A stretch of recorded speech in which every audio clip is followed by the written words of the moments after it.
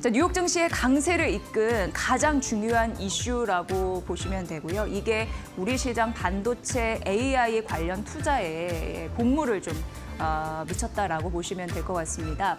일단 엔비디아가 챗 GPT로 유명한 오픈 AI와 이제 빅딜을 했습니다. AI 인프라 거의 최대 규모다 이렇게 보시면 될 것 같고요.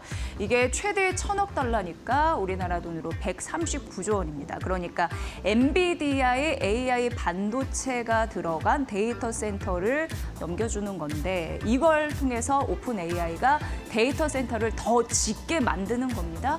그런 이제 협력을 했다라는 것이고 오픈 AI가 엔비디아의 그런 거를 활용해서 이제 시스템을 구축하게 됩니다.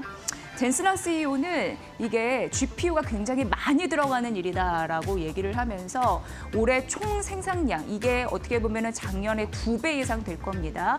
그에 맞먹는 수준이라고 하면서 이번 빅딜을 굉장히 크게 평가를 했습니다. 그러니까 규모 사이즈가 굉장히 큰 것이다라고 얘기를 했습니다. 이런 빅딜은 이제 내년 하반기에 두 이제 기업이 협력할 것으로 보이고 차세대 제품 루빈에 대한 이야기가 요즘 자주 나오고 있는 상황인데. 루빈 시스템에 투입이 됩니다. 이 소식으로 엔비디아가 4% 이상 뛰었고 그리고 오픈 AI 뛰었고 오픈 AI 협력사 오라클 역시 뛰는 흐름들이 나타나줬습니다. 그리고 무엇보다도 이게 전반적으로 AI 투자에 대한 지속 이런 부분을 강하게 만들었기 때문에 긍정적인 그런 투자의 심리를 지폈다라고 보시면 될 것 같고요. 어쨌든 엔비디아가 4% 이상 강세 힘을 보이면서 시총이 불어난 흐름들이 나타나주고 있습니다. 근데 이건 또 보셔야 될 것 같습니다. 오픈 AI가 엔비디아에 대한 의존은 더 강해졌습니다. 사실 엔비디아가 이렇게 세계 1위를 수성할 수 있었던 건 오픈 AI 덕일 수도 있거든요. 왜냐하면 세상에 이렇다 할 만한 쓸모 있는 챗 GPT 3.5를 내놓아서 그 챗 GPT가 학습을 많이 시켜야 되니까 AI에 그 반도체를 독점적으로 거의 생산하는 게 엔비디아이기 때문에 그런 서로 연결고리가 있었습니다. 근데 어쨌든 오픈 AI 덕이라고 해야 될까요? 그 연결고리로 엔비디아가 이렇게 클 수 있었는데 엔비디아에 대한 의존도는 상당 부분 더 있을 가능성이 있는 거고요. 그래서 전문가들이 엔비디아가 젠슨 CEO가 머리를 잘 썼다. 선순환 구조가 일어나고 있다라고 얘기를 하고 있습니다. 왜냐하면 오픈 AI에서 데이터 센터를 많이 짓게 되면 그 AI 반도체를 엔비디아 걸 또 갖다 써야 되니까 이게 오픈 AI에 엔비디아가 투자를 했지만 결국 오픈 AI 돈이 엔비디아로 들어오는 그런 구조가 된다라는 얘기입니다. AI 관련해서 엔비디아 젠슨 CEO는 지속적으로 황금알을 낳는 거이다라는 얘기를 하고 있는데 이 이슈가 또 한 번 일어나면서 AI 투자에 대한 강한 니즈를 확인했고 그게 반도체 그리고 AI 관련주에 또 훈풍을 일으켰다라고 보시면 될 것 같고요. 이런 데이터 센터 관련해서 오늘 시장에서 전력 설비 이쪽이 강한 이유도 이런 이슈 때문이다라고 설명을 할 수 있을 것 같습니다. 네, 이제 중요한 이슈는 마이크론 실적 발표와 삼성전자의 실적 발표 여기에 조금 더 초점이 쏠릴 그럴 예정입니다. 일단 마이크론 같은 경우에는요. 내일입니다. 새벽 한 5시에서 5시 반 사이에 발표가 될 예정인데 사실 마이크론의 이 반도체 실적이 굉장히 중요한 이유가 이게 좀 잘 나와주면 우리나라 대형 반도체 주가에 또 플러스 영향을 주곤 했습니다. 그래서 중요한 상황인데요. 일단 이게 한 전망치다 이렇게 보시면 되고 마이크론은 원래 메모리 반도체 중에 가장 먼저 실적을 발표하죠. 4분기. 그렇기 때문에 이게 반도체 풍향계이다라고 얘기가 되고 있는 상황이고요. 호실적, 시장이 원하는 그런 데이터를 줬을 때 우리 시장, 코스피까지 랠리의 추동 동력을 줄 가능성이 높아서 내일 새벽 굉장히 중요하다 이런 얘기를 좀 드리고 싶었고 최근 모건 스탠리에서 우리 한국 K 반도체에 대해서 투자 의견을 긍정적으로 바라본 흐름들이 나타났습니다. 대표적으로 삼성전자 같은 경우에도 기존 대비 12% 목표 주가를 상향해서 96,000원 그리고 SK 하이닉스도 무려 56% 상향시켰거든요. 그래서 41만 원으로 올려 잡았습니다. 이런 긍정적인 흐름들이 오늘 또 최근에 반도체 주가를 들어 올리고 있구나 이렇게 보시면 될 것 같고요. 이건 이제 AI 시대에 기반이 되죠. AI가 확산이 되면서 메모리 수요가 급증을 하고 있는 상황이고 그 대신 반대적으로 공급이 부족하니까 공급 부족인데 수요가 튀니까 이거는 호재인 거죠. 가격이 오르니까 슈퍼사이클이다 이렇게 전문가들은 얘기를 하고 있습니다. 특히 이 시대에 서버 수요가 강하다 보니까 양호한 실적 그리고 앞으로의 시장 예상치도 눈높이가 높아지면서 이게 주가를 리딩하는 그런 힘이 되어주고 있는 상황이고요. 마이크론 최근 차트 보면은 정말 가파른 상승세 눈에 띕니다. 올해 들어서 주가가 100% 이상 급등을 했습니다. 사실 마이크론은 AI에서는 잘 떠오르지는 않는 종목이긴 합니다. 그렇지만 데이터 센터가 많이 세워지죠. 급증하면서 메모리나 그리고 스토리지, 저장 이런 쪽의 수요가 가파르게 늘면서 중요한 영향을 끼칠 그럴 가능성이 있는 상황이고요. 그 안에 이제 HBM에 대한 판도, 시장 판도를 느끼게 할 수 있는 중요한 위치에 또 있기 때문에 왜냐하면 삼성전자, SK하이닉스, 마이크론 항상 비교가 됩니다. 그렇기 때문에 중요하다라는 말씀을 드리면서 HBM3E가 확대가 되고 있죠. 이게 이제 삼성에서도 통과가 거의 확실시됐다, 엔비디아 이런 얘기도 나오고 있는 상황이고 그래서 삼성은 뭐 최근에서 9월 들어서 주가가 더 탄력적으로 튀는 흐름들도 나타나고 있고 그리고 뒤에도 썼지만 HBM4에 대한 경쟁이 더 심화될 것으로 예상이 되는데 삼성전자가 더 이걸 가져갈 가능성이 있다라는 언급도 좀 줄곧 나오잖아요. 근데 단 마이크론은 워낙 이제 엔비디아 고객사 같은 경우에도 그 굉장히 까다로운 조건을 제시해서 그 수요는 좀 못 미칠 가능성이 굉장히 높다라고 얘기가 돼서 2파전 삼성전자 대 SK하이닉스가 되지 않을까라는 예측은 있습니다. 어찌됐건 마이크론 내일 새벽 5시 반에 실적 발표되고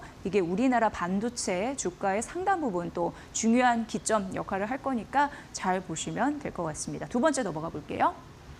오늘 시장은 전반적으로 뉴욕 시장에 굉장히 탑 뉴스들이 있었거든요. 근데 이게 고스란히 우리 시장의 앞으로 투자 전략에 반영될 굉장히 좋은 뉴스들이 있어서 좀 살펴드리도록 하겠습니다.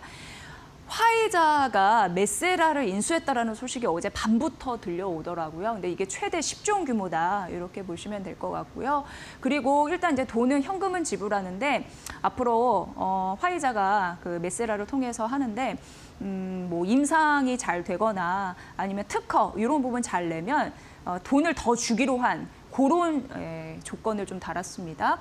메세라 같은 경우에는 시장에서 눈독을 많이 들이고 있는 그런 비만 치료제 기업이기는 했습니다. 여기에서 GLP-1이라고 하는 건 이제 당뇨병 치료제이거든요. 근데 여기가 이제 혈당을 조절하고 식욕을 감소시키는 효과가 있기 때문에 당뇨병 치료제임에도 불구하고 비만 치료제 물질로서 좀 주목받고 있는 거고 여기 아밀린 유사제라고 하는 거는 포만감을 유지하는 겁니다. 그래서 배고픔을 덜 느끼게 하는 그런 거기 때문에 요 요소가 비만 치료제에 쓰일 수가 있겠죠.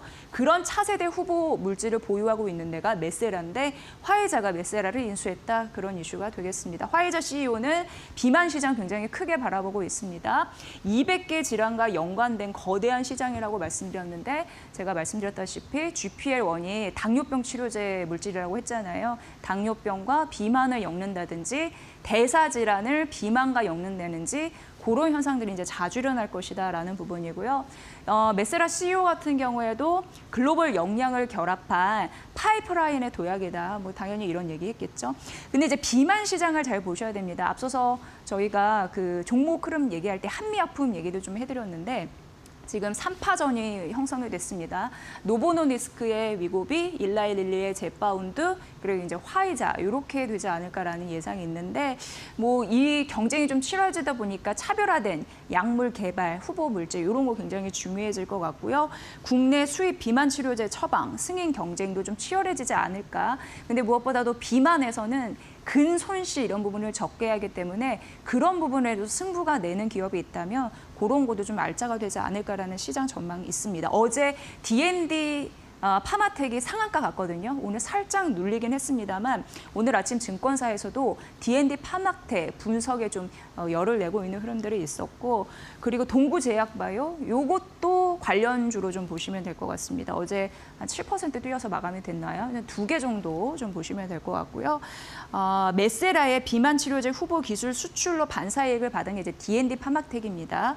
요거 좀 말씀드리겠습니다. 어쨌든 국내 비만 치료제 시장도 지금 경쟁이 좀 치열하면서 너나 할 거 없이 좀 뛰어든 시장인데 어쨌든 그 외국에서도 이런 현상이 이제 나타나면서 서로 경쟁은 치열해질 거지만 소비자 입장에서는 비만 치료에 좀 비싸잖아요. 이 가격이 좀 다운되는지 그런 부분으로 좀 폭넓게 사용될 수 있을지 앞으로의 관건이기 때문에 굉장히 중요한 뉴스가 되겠습니다. 다음 넘어가 보도록 하겠습니다. 애플 이게 이제 뉴욕 시장이 엔비디아가 끌어주고 얘가 당겨줬다 이렇게 생각해도 될 정도로 애플이 그 9개월 만에 한 4% 뛰었더라고요. 근데 이제 애플 관련주가 우리 시장에도 영향을 미치고 오늘도 뭐 큰 폭은 아닙니다만 뭐 상승폭을 줄이는 음봉이긴 합니다만 관련주의 상승세가 좀 지속되고 있는 종목들이 있어서 가져와 봤고요. 아이폰 17 판매가 의외로 좀 잘 되고 있다라는 얘기고요. 그리고 뱅크 오브 아메리카에서도 이게 주문하면은 그 배송 시간이 길어질 만큼 주문량이 좀 있다라는 얘기를 해서 좀 반응을 하고 있는 상황이고요. 지금 전반적으로 부품, 디스플레이 관련주도 지속적으로 보셔야 될 것 같은데 BH, 덕산 네오룩스, LG 이노텍 이렇게 있습니다.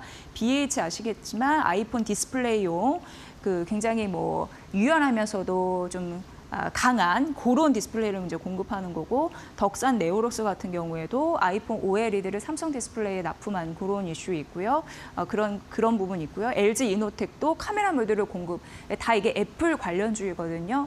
이런 흐름들이 오늘도 일부 좀 이어지고 있다. 1에서 2% 정도 오르더라고요. 이런 부분까지 참고해 보시면 될 것 같고요. 마지막 페이지 보도록 하겠습니다. 우리가 이제 환율 얘기 지속적으로 하면서 전반적인 그 부분을 보게 되는 게 이제 여러 가지 국제적인 리스크 이런 부분인데요.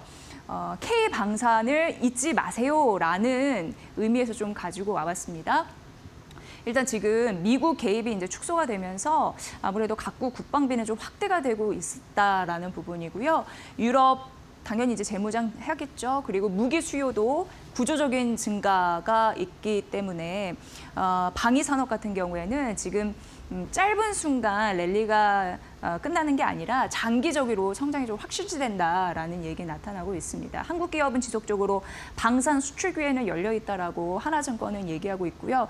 탑픽을 얘기해서 이게 관심사여서 갖고 왔습니다. 사실상 탑픽을 2개 얘기했는데 하나 에어로스페이스와 그리고 한국 항공우주를 얘기를 했더라고요. 근데 왜냐하면 2020년대 후반까지 안정적인 이익 성장이 가능할 그런 종목이라고 해서 2 종목을 골랐습니다. 하나 에어로스페이스 같은 경우에는 자주포, 로켓, 뭐 전투기 이런 부분 너무 전투 차량 이런 부분 너무 중요하죠. 근데 지상무기 포트폴리오 좀 다각하다 보니까 긍정적이다. 이익 성장 여기서 낼 수 있다라는 부분이고 한국 항공우주 같은 경우에도 수주 잔고 이런 부분에서 긍정적인 흐름들이 나타나서 지금 4년에서 6년치 일감을 좀 보유하고 있다고 합니다. 이게 이제 실적으로 넘어갈 거니까 안정적인 이익 설정에 유익하다. 안정적인 이익 성장에 도움을 줄 것이다라는 부분이니까 여러분도 보시고요. K방산 약간 순환매가 일어나다 보니까 잠깐 잊으신 분들을 위해서 오늘 하나증권에서 탑픽을 2가지 제시했다라는 점 참고하시라고 제가 좀 가져와 봤습니다.